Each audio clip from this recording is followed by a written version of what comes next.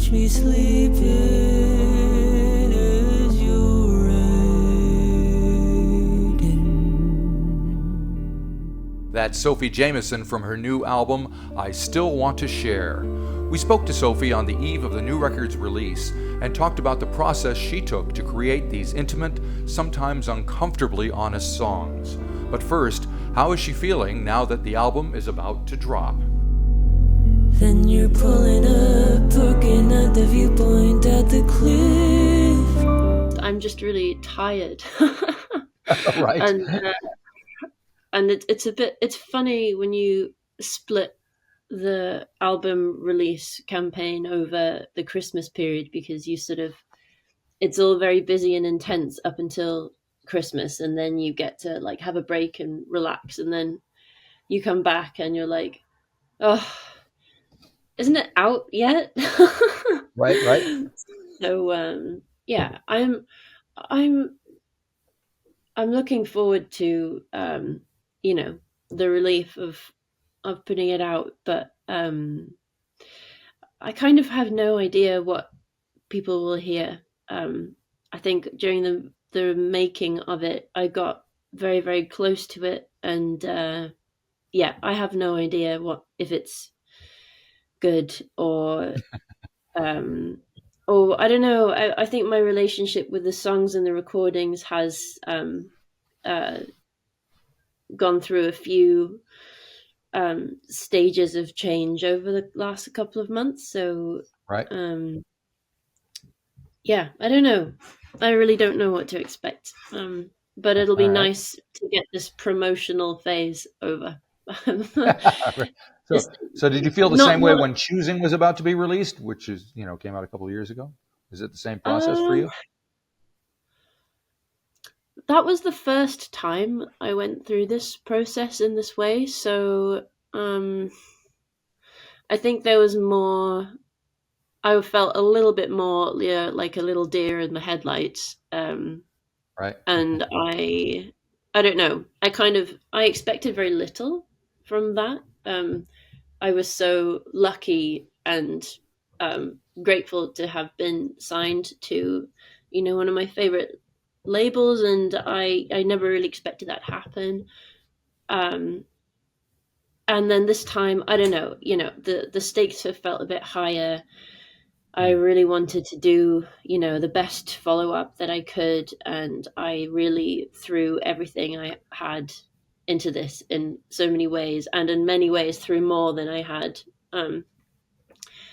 Maybe like too much.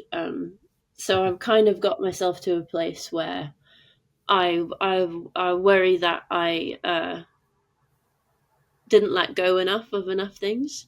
Okay. Yeah. So yeah, in that sense, I don't know. Yeah. I'm sure it'll be fine. So you co-produced the record with Guy Massey, which is a difference from the previous album. So how did you guys share that load of producing the record? Well, it was very natural. I mean, with most of the people I've worked with over the recent years, it's been a co-production, but we've not, agreed to co-produce in as many words. It's come naturally within the nature of our relationship, or how relaxed they make me feel in the studio so that I can step in and be creative. So yeah, I mean, I think co-production is like primarily about chemistry and one person bringing something out of the other person. And Guy certainly brought out lots in me that I hadn't had the opportunity to tap into for a long time. Like just a sense of playfulness and freedom, and no ideas were wrong ideas, and there was time to experiment and get things wrong and ditch it. And that was a really important ingredient in what we did, in the way that we worked. Yeah, I don't know. Um, Sorry, my mind's going a little bit blank. That's all right. It'll come around, I'm sure. So, did you have most of the songs written and ready to go when you went in and hooked up with him and went to make this record, or was it a process that evolved along the way? I had all the songs written. I knew what I wanted to record. Um, and then I went in and we recorded. We did most of the tracking over like 6 months or a bit more. Hmm. And during that process, I wrote three more songs Oh, um, that um, that ended up on the album, and ended up ditching three songs that I actually hadn't been that sure about, or that got- when recorded didn't quite make as much sense as I thought they would. right, Um, so yeah, it's I don't think I have the ability to go into the studio without all my songs written. I'm just not sure enough of myself to do that. It's also risky, time wise. You know, I think for me, I need to go in knowing exactly what I want to do. But I have found for both album recording processes, I've written a few songs during the recording process that have then ended up right, going on, maybe because there's a total lack of pressure around it, maybe because you're recording songs that are exploring something and then it's kind of going around your brain again and you end up kind of exploring it one last time. And uh, and then I find that those final couple of songs actually have a huge impact on your understanding of the whole thing that you made. They can change the meaning of it, um, in a really interesting, in a way that's really interesting to you as the artist. Obviously, it's something that the audience will um, not quite uh, go through that process with you, right, but right. yeah, yeah. And do the songs? Do you find that you change the content of the songs once you're in the studio? Do you shift lyrics around or rewrite things or change melodies?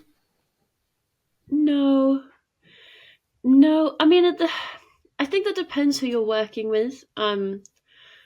I've worked with someone in the past who also did a lot of co-writing with people, and she would um, sometimes suggest stuff like that. And I know that she's done that with other people that I know in the studio. Right, But that's not. I mean, working with Guy, he was very clear. He's not the songwriter. Um, right, uh, even though if he made a suggestion to me, I'm given that given how much I admire and trust his musical ability and his constant proximity to incredible songs, I would right. listen to what he said. But no, generally, I the song is finished before it comes into the studio. All right. I think because that's something I need to figure out in a solitary and intimate space. Um, I really require a lot of space and time around a song to figure out what it means and what it wants, like in terms of structure. Um, but I'm not.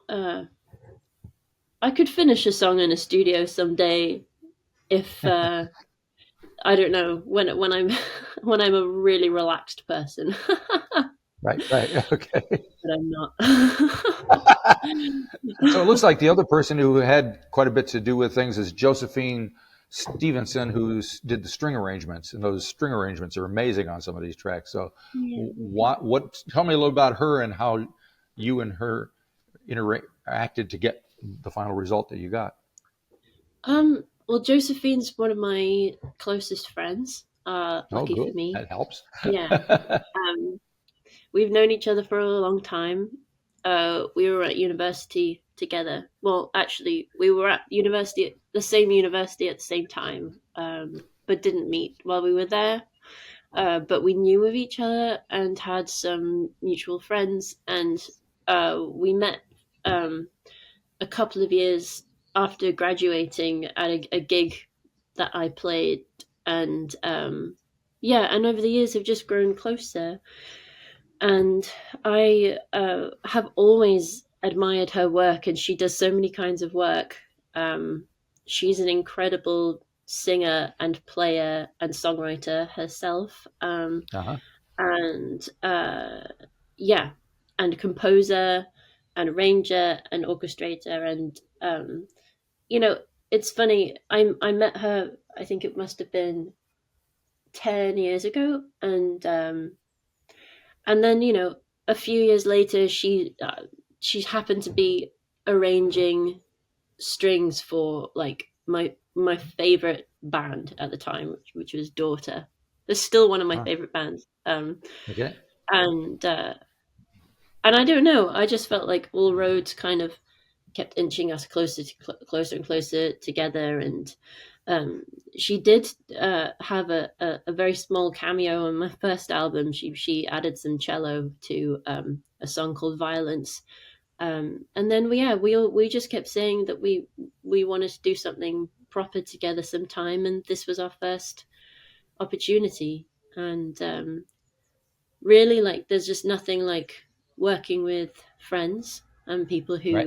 who already understand you as a person and as a musician. And yeah, she was an absolute dream to work with, and I'm pretty sure I was a nightmare. Um, got away with it because we're friends. Very good.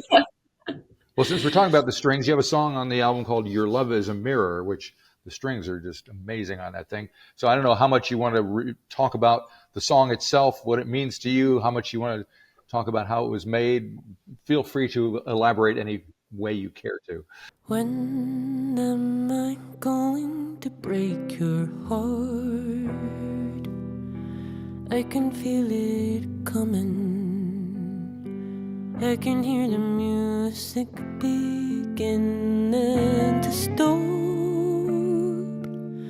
You give me that look, saying you're not just your mother's fruit. Yeah, well, that's one of the songs I wrote in the middle of the recording process. Um, and it kind of came out. It was actually, it's one of the hardest songs I've had to write. Um, I went through a breakup uh, in the middle of recording, and yeah, it was one of those songs that I just needed to say exactly. I think I had the first line of it. When am I going to break your heart? I wrote on Right. a train journey um, from Glasgow to London, like um, on the way home from my first little headline tour. And then I was doing that thing you do as a songwriter where you're going through the notes on your phone looking for, did I write anything good lately that I can make a song with? And then I found that line and I was like, oh, fuck, I forgot I wrote that. And I went from there, and it kind of came out as this song of three parts. I don't know.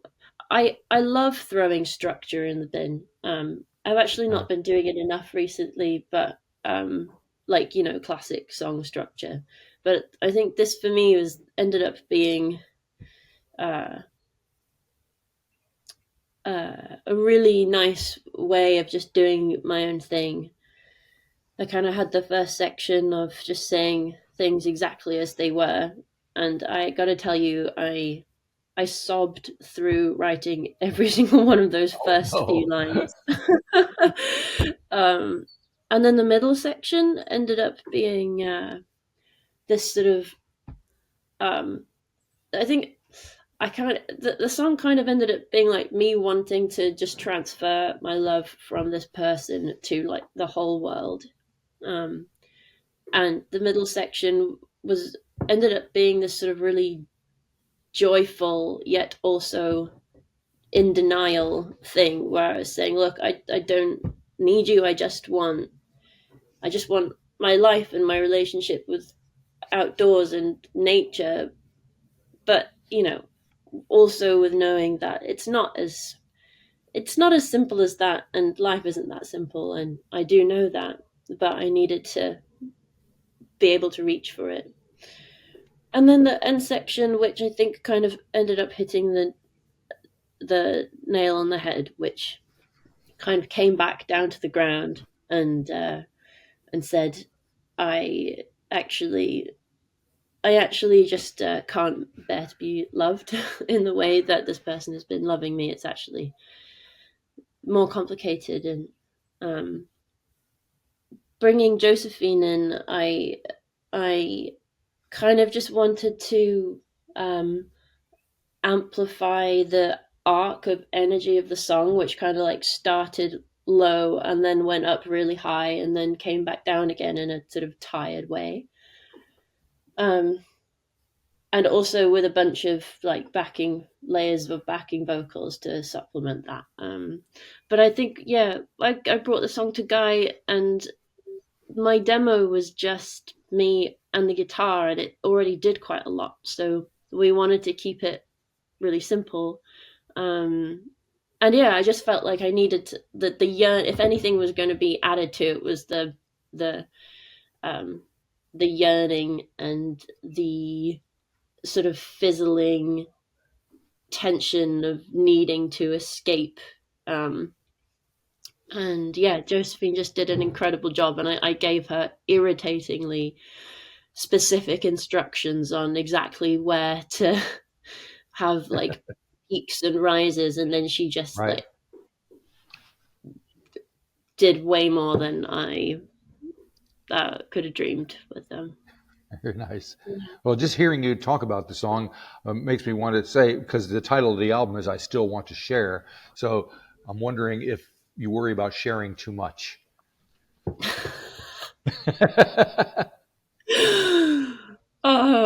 I'm starting to worry about sharing too You have much. to protect yourself a little bit. I probably should do more than I do. Okay.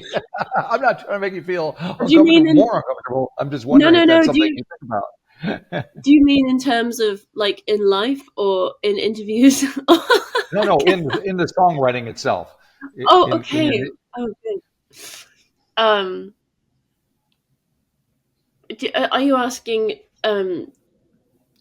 Do I think I need to protect myself more in my songs, or am I yes. sharing? Do I feel I'm sharing too much in my? No, no. Okay. For me, that's what they're for. And the Uh, degree to which I um share in my songs also varies over time. The songs on this album are all, I think they're connected by a very like unoverthought um string of something. I don't know. There's a reason that I put them all together, and uh I think they have that in common. Um, but not that songs that are not direct and exposing are overthought, but the songs that I'm writing right now are a little more guarded and a little more, um, I don't know, um, thoughtful rather than feelingful. I So gotcha. it Yeah, yeah. really, it's it all. That's something that sort of waxes and wanes, but no, I'm really proud of these songs, and I think they do what I wanted them to do. Um, and I've been learning about myself through the last few months of starting to release this music. I think I'm coming to understand a little bit more about myself as an artist and how I want to conduct myself and how I want to, use social media, or how I want to talk about what I'm making.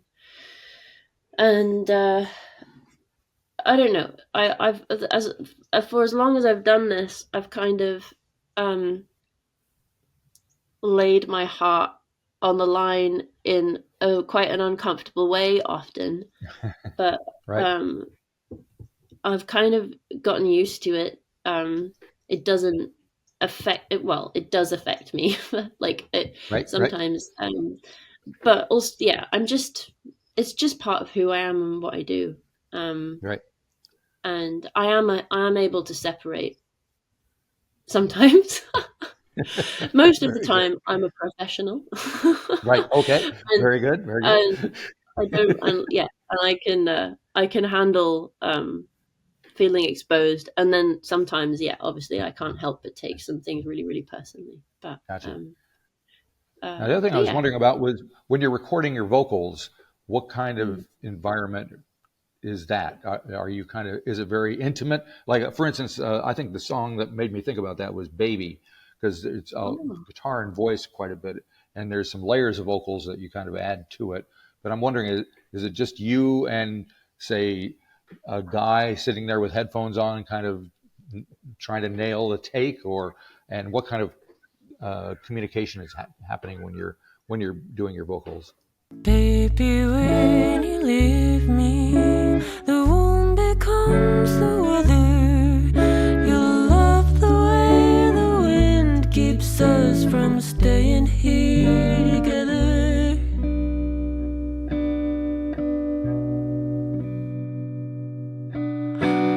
Take one for me out there, smile up at the fanfare, dance upon the table and put me in your cradle. To be honest, I think it's, yeah, environment is important, but also most of all for me, it's the relationship and dynamic you have with the person who is in the room with you. Right. Um, um, yeah, all the vocals for this album were just recorded in Guy's studio with Guy, which is just one Right. room. Guy's in the same room. There's no booth. I think, to be honest, I know I've recorded vocals in a booth, and that's been good too. But generally, it's a bit stressful because you're in different rooms, and um, I don't know. The more rooms there are, the more stressful it is. Right. um, Okay. but I mean, when I do vocals with Guy, normally we try to wait till the end of the day to do vocals, because by that time you're a bit more tired, you're thinking less, your whole voice and body is more warmed up. Um, and he'd he'd always light a candle for me and put it next to the microphone, and he also had one of those laser light things that like made some fun uh, constellations on the wall around me, so I had real vibes going, and switch off the lights, and Right. and yeah, and just a few what do you call it, soundproofy boards um, Right. around Baffles. me. Yeah, and Yeah. ideally his dog would be there. Oh, good. And yeah, that's pretty much it. Um, um, yeah, he just made me really comfortable, and he always said the right things. There are some producers who, in between takes, they might want to push you, um, and some of them won't do it in a way that you actually respond to. Some Sure. might Yeah. say things like, "Yeah, I think you can do that better," or Right. "That was out of tune," or whatever. And yeah, some of those things are risky things to say, but I I can can't even imagine. remember what Guy would say to me, but he usually just, I don't know. He'd just always tell me that my voice was beautiful, and that's all I really needed to hear. um, yeah. No, that's easy to do. Yeah. All right. So what happened? How do you see these songs translating in live performance? Is it going to be a different kind of experience for you and for the listener when you're up on stage singing them in the same room with them?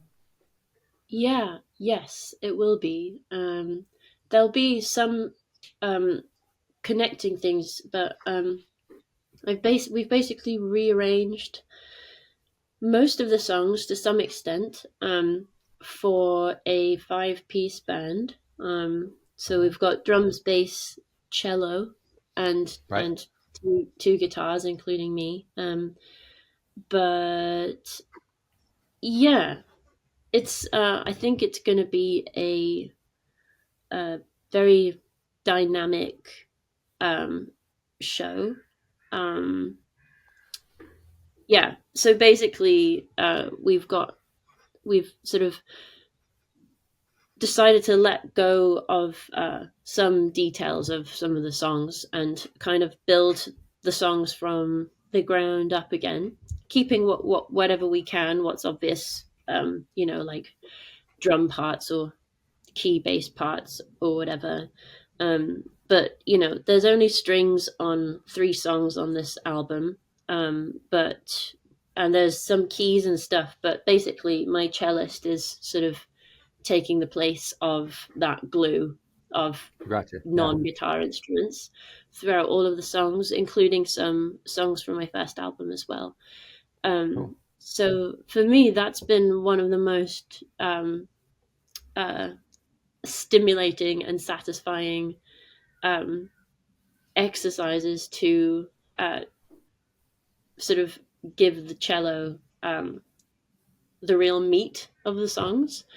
Um, and I'll also be playing some shows with just me and my cellist, starting Hmm. tomorrow, actually, which is Oh, yeah. exciting. Oh, very Um, exciting. yeah, yeah. So yeah, I think it'll be like a fairly focused um, live set, and the focus is on, the push and pull of energy and dynamic and um, yeah, things supporting that um, drive. I think that's the All aim. righty. Really. Very good. And I'm guessing, I haven't seen you live, but I'm guessing it's a fairly emotional, visceral experience experiencing these songs for both you and for people in the audience. And I'm wondering, when it's over, are you one of the types of artists that likes to interact with your fans afterwards and talk to them, or kind of hide away and run and go Well, have a quiet drink somewhere? that's interesting. I think it really depends on the show. Um, Ah, I've generally, I mean, when you play a show, it's a job, and usually part of that job involves going and talking to people straight away, especially more which these can days be, because that's you got to sell the merch, right? yeah, exactly. Yeah. So that's just what I expect to do, and Right. that's Gotcha. fine. And to some extent, you know, I I got this was probably not going to paint me in a attractive light, but I need that validation straight away after the show.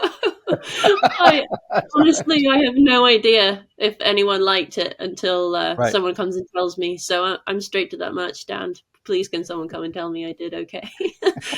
um, and afterwards you have an adrenaline rush, and sometimes you've got to ride it and have a drink and chat. um, I also find that the time before the show is always super weird. um, like, it's this weird in between time. You don't know if anyone's coming, you don't know if you're going to do a good job, you don't know if anyone's going to enjoy themselves. You kind of feel like everyone in the venue is wondering, what the fuck are you doing here, and Yeah. why are you making all this fuss, and you just don't know if any of it's going to be worth it, and you don't really know what anyone really thinks of you. You're just like, oh, I'm just another uh, musician who thinks they're something and has come here, and and then normally I find what happens is you play the show, and then only after that everything comes into alignment, and you feel like, this is who I am, this is why I came here, I did the thing, it was good, it all made sense, and the people around you, suddenly they're like, we understand why you came.